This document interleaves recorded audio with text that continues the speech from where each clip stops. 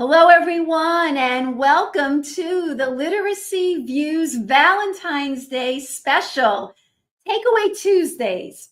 So, we decided to do a really different episode where we went back to any of our older episodes and pull some quotes. And they are quotes we love for Valentine's Day. I'll kick off and then we'll alternate between, Judy and me. And we'll go back and forth. And then if anybody has a quote they'd like to share from one of our episodes, put it in the chat. Just a quick announcement before we start. We have some merch. So if you visit theliteracyview.com and you go to shop, you will see shirts and t-shirts, long sleeve shirts, a hoodie. You'll see a tote bag with all really cool sayings that have come up on our show. So I hope you visit. We also have some presentations coming up. In March, we have Everyone Reading, March 3rd and 4th. March 29th, we have Research Ed. And then in April, New York, those two are in New York City. Right.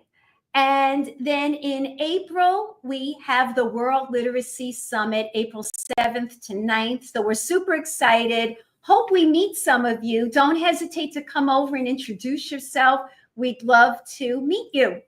All right, so let's get started. First one, let's get this party started? Let's get this party started. And I have a new mug, so does Judy, a Literacy View mug. That is not in our shop, but if you want to see it, let us know. But we have one for ourselves right now. Let us know if you like it. Okay, the first one is from episode 101, Misunderstandings of the Science of Reading, and that one was with Nathan Clemens. And I thought he said so many interesting things, but one thing he stood out that I wanted to address, and it was really about fidelity and program integrity. So here's my quote. I think you can look for some key things that I think are where the evidence points, that you can view as important. For one, does the program or practice, or whatever it is you're being asked to do, does it involve having kids read and spell words and read text? Obviously, there's going to be other important things to do for kids and learning to read, but above all, does it involve abundant practice in them reading words, spelling words, and reading text? With your support as a teacher, are you there listening to them read and providing them feedback on when they're reading words correctly? And when they're not reading words correctly, providing immediate error correction and showing them what to do differently? And so that really struck me because when we were talking about this, we were talking about programs, and basically Nathan said, pare it down to those important things. That's what we need to be looking at. Are they practicing enough? Are they reading? Are they spelling? Are they in text? And so there should be some flexibility from there. And I thought that was really important. Judy, let's hear it. What's a quote from one of our episodes? All right. So I'm going to go back to, not too far, episode 112 with Claude Goldenberg. This was one of my favorites, and I am madly in love with this quote. Not all cues are equal. Some cues are stronger and more reliable than others when it comes to reading instruction. So, what do we know? The first course of action when kids are reading should be looking at the visual word. That's the first course of action. Unfortunately, in literacy, we neglected that piece of information. Not all of us, but many of us. And, we went in with a meaning lens. Does it make sense? Does it sound right? Does it look right? No, we got to stop that BS. We got to look at that visual print. We got to look at the word, and we have to train our teachers to teach decoding well, and we have to teach our students to decode well. And guess what? I'll take it another step. We have to make sure that our administrators know what it means to teach kids and teachers how to decode, so we're all on the same page. All right. Next one. Episode 96. And that was with James and Diane Murphy. And it was, does the science of reading include middle school and high school? So guys, if you have missed any of these are all super episodes that you could always go back to. And this was something that we had a lot of fun with. This is what James said. It's fine to give them a program, but the program is a tool. What you need is someone who's really good at using that tool. And to me, that was it, because we've spoken about this and all of us chimed in and we said, okay, let's do it. All right, let's all say it. All four of us, 1, 2, 3. And we all said, the program is a tool. Don't be a tool. And that was really funny because our guests were just hilarious with this. They just went along with it. And it's something for everybody to realize. We have to invest in teacher expertise. So it's not about the program. And by the way, if you go to our shop, we have a t-shirt that says just that. Let me see if I could find it. And it was topics, not people, pedagogy, not programs, research and evidence, not opinions. And so that's one of our shirts in our store. If you like that, take a look. Judy, what's your next quote? All right, I want to go back to episode 70 with Molly Ness. Yay, Molly. Go, Molly. Queen of the read alouds. All right, so Molly reminded us that read alouds are not a luxury. They're not a waste of our instructional time. When I get questions like, well, does the science of reading carve space for read alouds? Yes, read alouds are an imperative part of our literacy block. I know as I'm in the field that I'm seeing a lot of core curriculums right now are showing kids little excerpts of text. Don't just try to squeeze in time for the read alouds. You can align your read alouds to match the next generation learning standards and work on skills and understanding and deeper comprehension with kids. Enjoy those read alouds. Make sure you're sitting down with those kids and just having fun and reading aloud and going over vocabulary, oral language, and deeper comprehension. That's definitely part of a good literacy block. Imperative, in fact. So mine now is about transcription skills. And it was with Sean Daychuk. And again, this was so hard for me to choose. We've had so many great guests. And honestly, I couldn't go through every episode, but there were certain things that I remember. And so I went back and I picked out some things. And he was a lot of fun. By the way, Sean is a Brooklynite, and we had fun with him. He was a great guest. And this is what he said. If you're constantly having to draw your cognitive attention to, oh, I can't really read what I wrote back, or how do I spell this word, or sort of the hunt and peck method for typing, if you're doing those sorts of things again, there's a place for all those things, but the research is clear. There tends to be a strong correlation, predictive correlation, between students' transcription skills, handwriting, spelling, typing, and their ability to not only generate writing output, so to get words on the paper, but also to write complete sentences. And then to write these sort of juicy bits of really good ideas, the convincing ideas.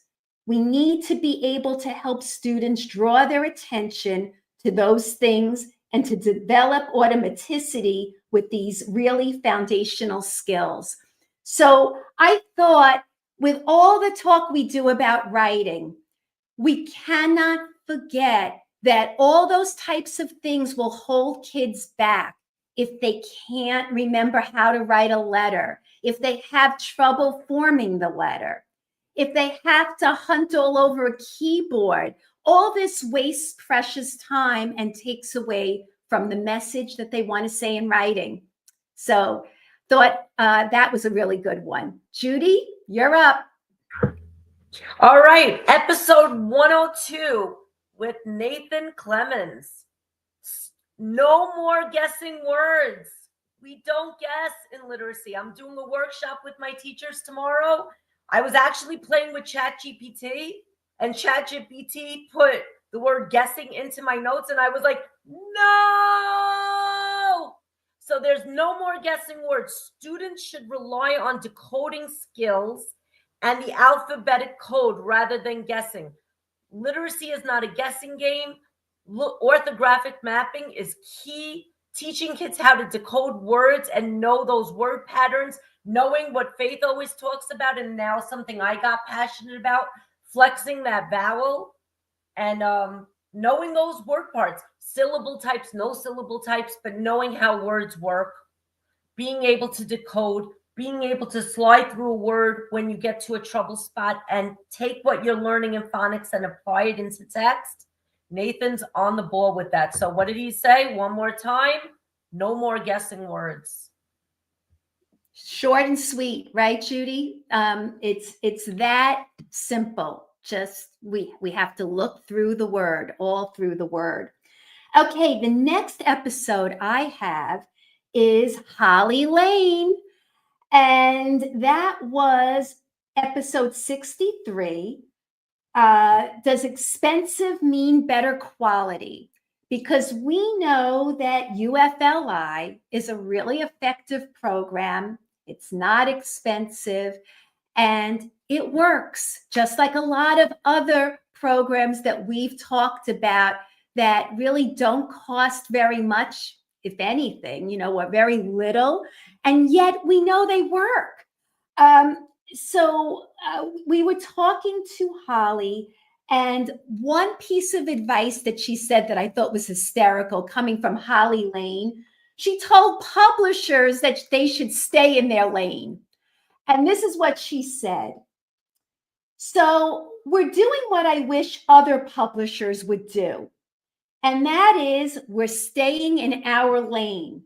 We know how to teach phonics really, really well. We get tremendous results with foundational skills. There are other people who have developed programs to develop language and knowledge really, really well. And I would much rather see somebody pair UFLI with one of the better programs to end up with something comprehensive that's going to be kind of the best, as opposed to a program that's attempting to do it all, but does none of it well. And, in talking about a lot of the core curricula that's out there, and with all the complaints that people have, and they're saying how bloated they are, and, they throw in the kitchen sink, what Holly Lane was saying, you know what? Stop trying to do everything well. Know what you're good at and try to pull the best of the best. And I do agree with that. Honestly, after years of working with different programs and core programs, I really thought she was on the money with that. So I call that good golly, Miss Holly. That's right. Right. Faith, I wanted to say one thing. There's one district, I don't want to name them, but I'm hearing they're having excellent results with UFLI. Excellent. Like really big gains. And it's amazing because it is one of the least expensive and it gives so many resources for free. So that's good news. That's Look, good news. we talk about this all the time. And look, I've mentioned word wasp a number of times, the hornet and word wasp. And honestly, it's a manual. And so is UFLI. It's a manual. And yet these programs can really get very good results. So there's no reason that people, can't help a child to read. That's the bottom line. Okay. I'm toasting to you and drinking. And I'll toast to you as well, honey. All right, you're up. What's your quote? All right, here I go. Oh, we have episode 104 with our friend, our no BS bestie, Zach Rochelle, who we were just on his show. He's an amazing guy. What a brilliant man with a great future. We had a blast with him. But anyway, he said, rushed decisions harm instruction. Schools need to be careful not to implement programs without fully understanding their effectiveness. So we know that everybody got very excited about the science of reading. We know that laws changed quickly and a lot of programs were written into law on documents, but not a lot of inspection was made to see if they're actually the most effective based on evidence and data. So before rushing into a decision, look at the evidence. How is it doing out there? Does it have 5 years of evidence, 2 years of evidence? How are kids doing? What's the data saying? Don't just say, oh, that's it. This has a sticker with the science of reading. I'm going to adopt this program. No, you've got to be informed, smart. And what do we always say on the Literacy View? Pedagogy is key. That's the best tool you could arm your teachers with, your administration with, your paraprofessionals with, is understanding what it means to teach a kid how to read and write. Because programs come and go. But if you're strong in terms of your pedagogy, no one could take that away from you. I agree. And especially when a program comes in, that type of training should work hand in hand with the program chosen. So you can't just plop a program in and expect that it's going to go well. There needs to be continuous support. We don't always see that. Okay, here's my last quote coming up. And it was from our episode with Amina McLean. And it was episode 66, Is the Term SOR Overused? And if you didn't catch Amina, I have to tell you, she's this perky, adorable blonde. And we had the best time with her on St. Patrick's Day. She wore green with us. And it's a great episode. And this episode really hit the nail on the head for me. And it's really about how the SOR turned into a movement. Here's the quote. But I think, the tipping point for me when I lost hope or started to think things were going wrong was it being a movement, she's talking about SOR, and more about kind of people and ideas and programs and approaches rather than us really thinking about what is the evidence base. Just what our t-shirt is about, right? This absolute rise in popularism did not match a rise in knowledge or practice. And I sort of saw people, and people do it to me too. And I get really uncomfortable with it, putting people up on pedestals and just blindly following. And to me, she hit it because I've been feeling that way for a long time. It's really about the evidence. Stop with, worshiping people.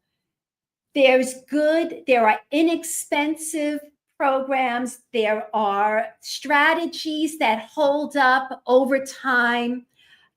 we've had Leslie Lord on with SRSD, Think SRSD. Her training is solid. So it really doesn't matter about, which program is in place. It's about knowing what you're doing is evidence-based. And I thought Amina really was a great guest. What's your last quote? Mine is from episode 102, again with Nathan Clemens. Background knowledge matters. While decoding is key, comprehension is strengthened by vocabulary, semantics, and prior knowledge. So I want to clear up some misconceptions that a lot of people might have. So a lot of people think that just because somebody's passionate about the foundational skills means that they don't care about knowledge and comprehension, and that is completely untrue. We know that the goal of reading is to understand. Meaning is very, very important. Knowledge is very, very important. Comprehension is very, very important. But in order to access information for kids well, we also have to pay attention to being able to lift those words off the page so we could understand what we're reading. So I really want to clear up any misconceptions and misunderstandings that people have, that, people like myself or anybody at the Literacy View, etc., are just passionate about foundational skills. Yes, we are very passionate, but we're equally as passionate about comprehension. We know that there's great value in having knowledge and background knowledge, but we're also extremely passionate about strategies, because strategies are a key component of showing kids how to take that knowledge, how to apply it in text, because for very many of our kids, it's not automatic. And that is part of explicit instruction, is showing kids, this is what I'm doing. This is how we're doing it. Let's practice it together. And let's see if you could fly like an eagle now and do it on your own. So the literacy block is full of many key components, including knowledge, comprehension, vocabulary, fluency, decoding, phonemic awareness, and all of that good stuff, and oral language and writing. And that's about it. All right. So we did that in 22 minutes. Pretty good. All right. So our takeaway Tuesdays were all quotes from prior episodes. We could have actually pulled quotes from every episode because we've had some great guests. But I think what stood out to us were things that meant something to us that we wanted to get across to you. We'd love to hear your quotes that you love. Don't hesitate to let us know. So this is Valentine's Day week. We'll put those up and we'll put your name up along with it. Let us know what you love, and we hope to hear from you soon. Judy, any last thoughts? No, thank you very much, everybody. Visit us on theliteracyview.com.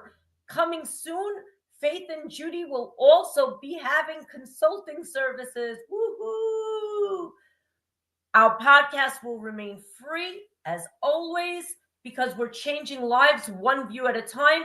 Visit our merch store and join our Facebook group, and come see us at our conferences and party with us. Have a good time with us, and that's it. Happy Valentine's Day, everybody. We love you. Thank you.